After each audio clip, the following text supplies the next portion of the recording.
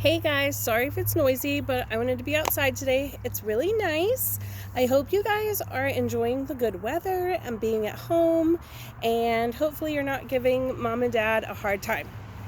Okay, so we are going to start reading some devotions out of How Great Is Our God. It's an awesome book, okay? And then included in your stuff is a copy of the pages we're going to read, okay? But first, we're going to read the story of Esther, okay?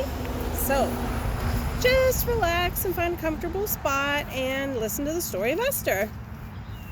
Long ago, in a country called Persia or Babylon, there was a king named, a very long word, Ahasuerus. His Persian name was Xerxes, and there was a queen named Vashti.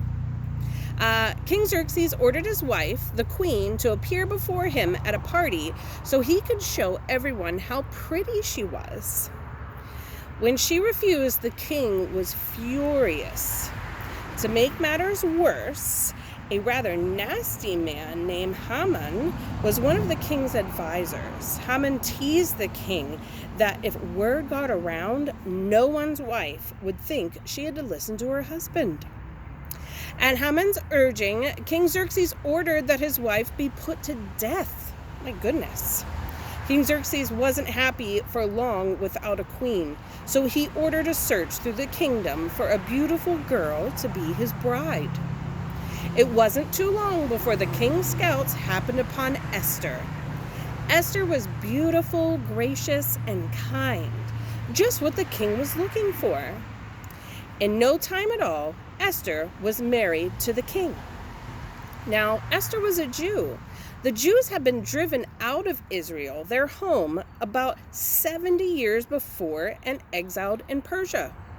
Although they did their best to make a living in this strange land, they prayed that someday they would be able to return to their home. Esther's uncle Mordecai was the leader of the Jews.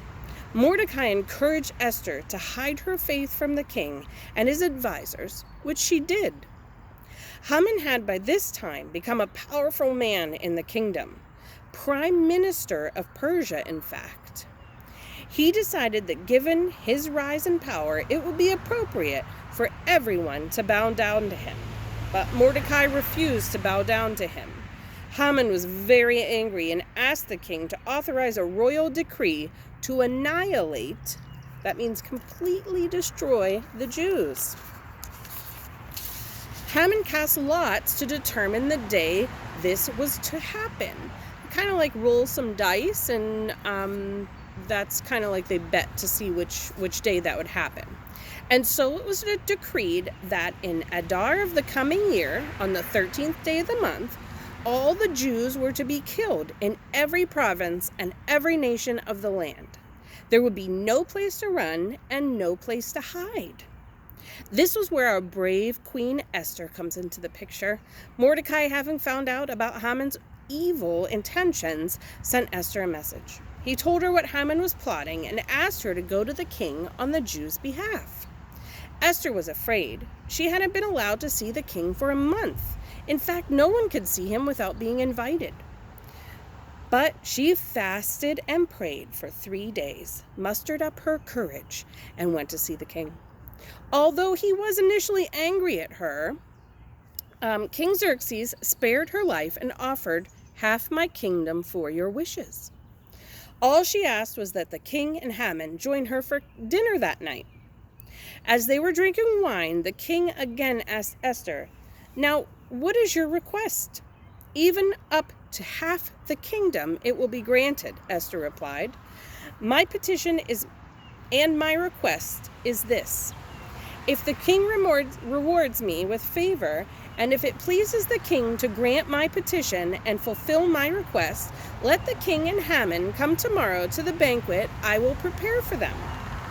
Then I will answer the king's questions. Of course, both the king and Haman agreed to attend a second banquet with a lovely young queen. Haman was very pleased that he'd been asked to dine with Xerxes and Esther 2 nights in a row and was filled with pride. But Then he saw Mordecai at the king's gate, and still Mordecai refused to bow to him. Haman was filled with rage.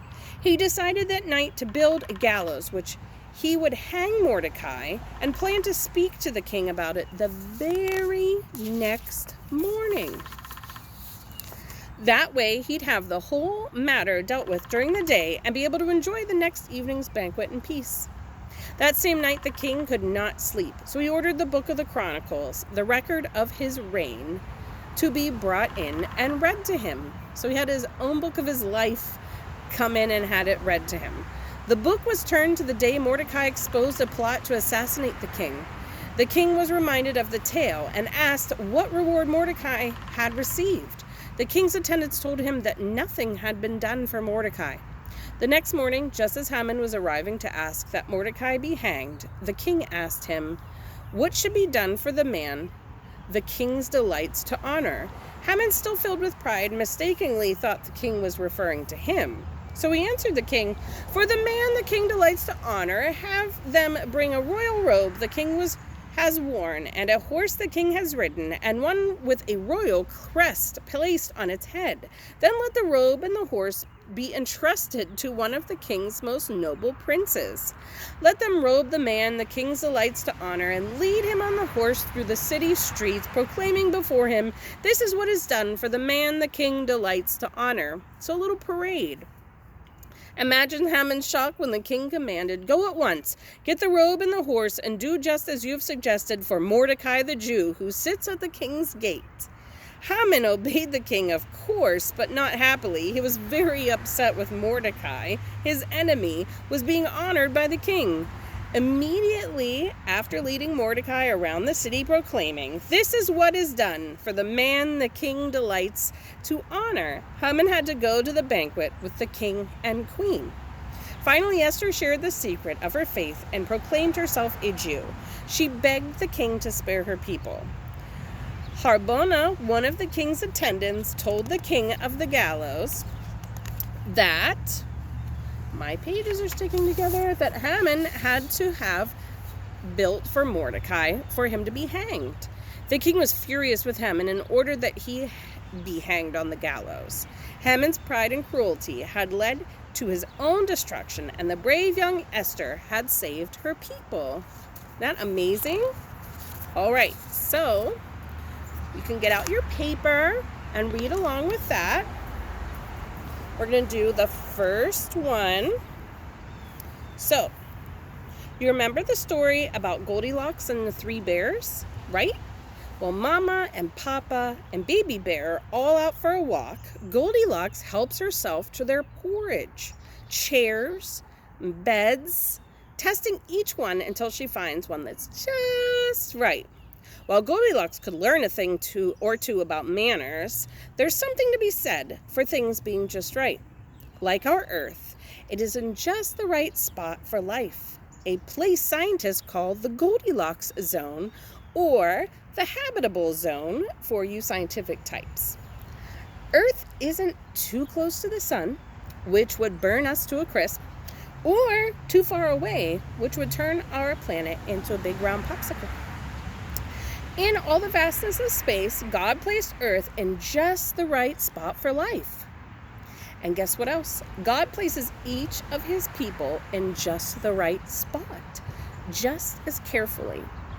God places each of his people, I just read that, in just the right spot, just as carefully, like long ago when he placed Queen Esther in just the right spot to save her people. We just read this incredible story, and she just happened to be in the right position that she could help her people. Now you might look up at the stars, or even at all the 7.6 billion people in the world, and start to feel very small, maybe even unimportant. But remember this, the God of all creation chose you, to be his own, and he put you in the right spot to play an important part in his kingdom. Yes, you may be small, but you are prized by majesty, and you have been sent for by the God of all creation. Now, isn't that great? Okay, so at night we can pray before we go to bed, "Dear God, when I start to feel small or unimportant, help me remember that you made me just right and chose me to be yours." We're going to read the How Great section. Okay? 15 different Goldilocks factors. Remember, it was the Goldilocks zone. There's little bugs trying to get me. Factors make conditions perfect for life on Earth. Things like how much water we have, the moon's pull on the Earth, our spot in the Milky Way galaxy, and more. The fact the Earth meets these conditions is so amazing that some astronomers have estimated the chances of there being another planet like ours in the universe to be around 1 in 700 quintillion, or 1 in 7 and a whole bunch of zeros.